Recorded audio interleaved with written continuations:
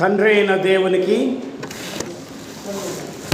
గొప్ప రక్షకుడైనటువంటి దేవాది దేవునికి, మనందరిని ప్రేమించి సజీవులకులో ఉంచినటువంటి ఆ దైవానికి కృతజ్ఞతలు చెల్లిస్తున్నాను, స్తోత్రములు చెల్లిస్తున్నాను. అదే రీతిగా చేరి వచ్చినటువంటి భక్తులందరికీ, పరిశుద్ధులందరికీ నా హృదయపూర్వకమైన వందనాలు తెలియజేస్తున్నాను. మీరందరూ కూడా పరిశుద్ధులు దేవుని వాక్యాన్ని బట్టి. మన దేవుడు పరిశుద్ధుడు కాబట్టి మీరు ఒకరికొకరు వందనములు చేసుకునడని చెప్పేసి బైబిల్ తెలియజేస్తుంది. ఓకే, ప్రేమన దేవుని పిల్లలారా, ఇంతకీ దేవుడు ఉన్నాడా?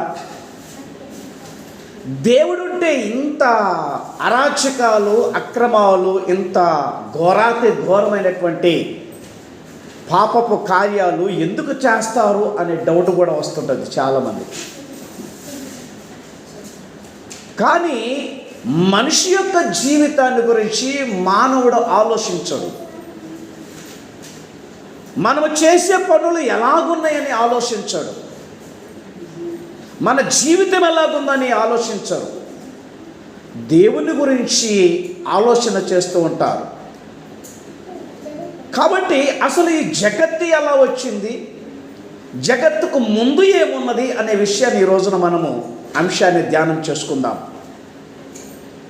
ప్రియులారా, పరిశుద్ధ గ్రంథములో నుంచి మనం చూస్తే రోమీలకు రాసినటువంటి పత్రిక, రోమీలకు రాసినటువంటి పత్రిక 1వ అధ్యాయము 20వ వచనములో తెలియజేస్తున్న మాటలు మనము గమనిస్తే, ఆయన అదృశ్య లక్షణములు అనగా ఆయన నిత్య శక్తియు దేవత్వమును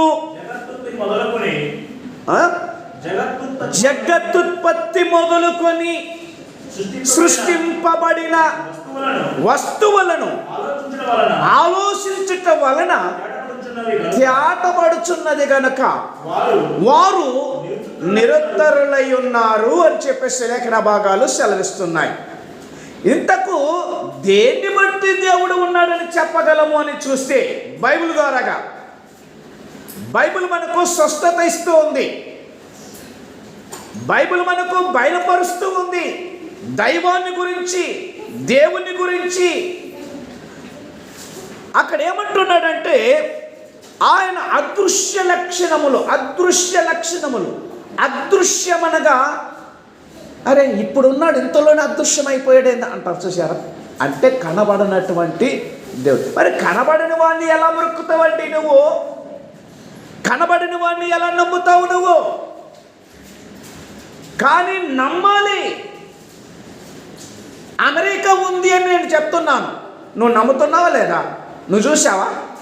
అమెరికా ఎక్కడో కొన్ని వేల మైళ్ళ దూరములో ఉన్నటువంటి అమెరికా ఉందంటే నువ్వు నమ్ముతున్నావు కదా. మరి దేవుడు ఉన్నాడంటే నమ్మకపోతే ఎలాగండి? ఆయన అదృశ్యమైన దేవుడు. అసలు ఎందుకు అదృశ్యంగా ఉన్నాడంటే, ఆయన వెలుగై ఉన్న దేవుడు, మహిమతో నిండిన దేవుడు గనక ఆయనను చూసి బ్రతికిన వాడు లేడు గనక, బ్రతకలేడు గనక, ఆ వెలుగుకి మనిషి జీవించలేడు, తట్టుకోలేడు. అంత తేజస్సు, అంత మహిమతో నిండినటువంటి ప్రకాశవంతమైనటువంటి దేవుడు గనక ఆయనను మనము చూడలేము. అందుకనే ఆయన అదృశ్యంగా ఉండి అన్ని కార్యాలు చేస్తూ ఉన్నాడు. ఇప్పుడు మనము దేవుడు కనిపించని దేవునికి ఎందుకు బ్రక్కాలని గనక మనం ఆలోచించినట్టయితే దృశ్యమైనవి ఉన్నవి. ఏంటివి దృశ్యమైనవి?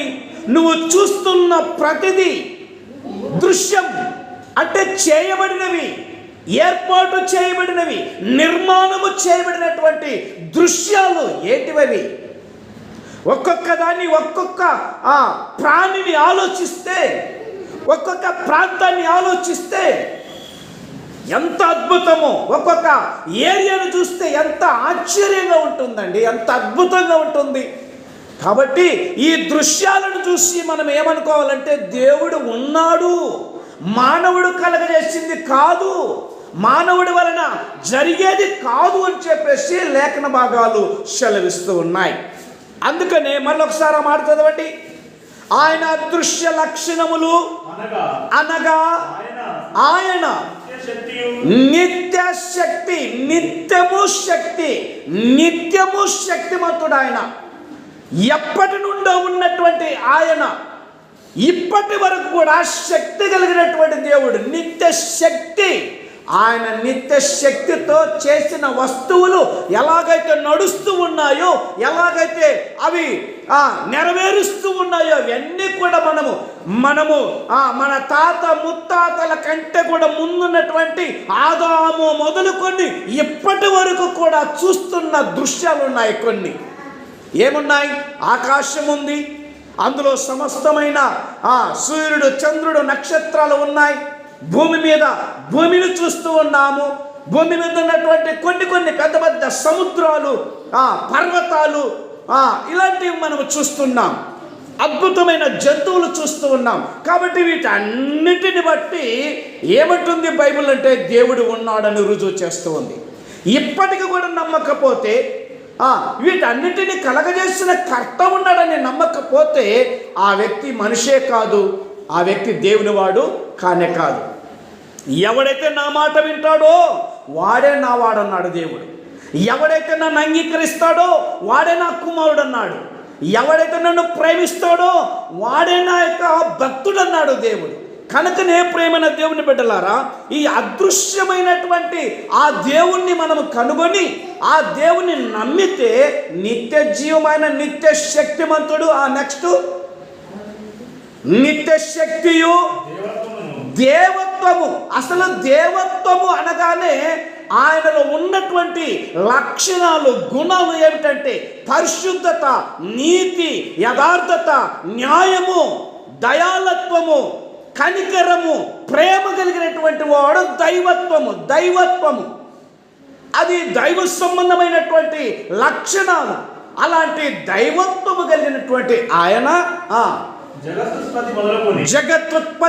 ఉత్పత్తి మొదలుకొని అంటున్నాడు ఇక్కడ. ఉత్పత్తి మొదలుకొని ఇప్పటికే ఈ యొక్క మరి ఈ ప్రకృతి కలగజేసినటువంటి దినాలను లెక్క పెడితే ప్రస్తుతానికి అసలు మనిషికి తెలియదు, ఊహతో చెప్పే మాటలు మాత్రమే. యేసుక్రీస్తు వారు పుట్టిన తర్వాత 2000 సంవత్సరాలై 23 సంవత్సరాలు, 2023 సంవత్సరాలు.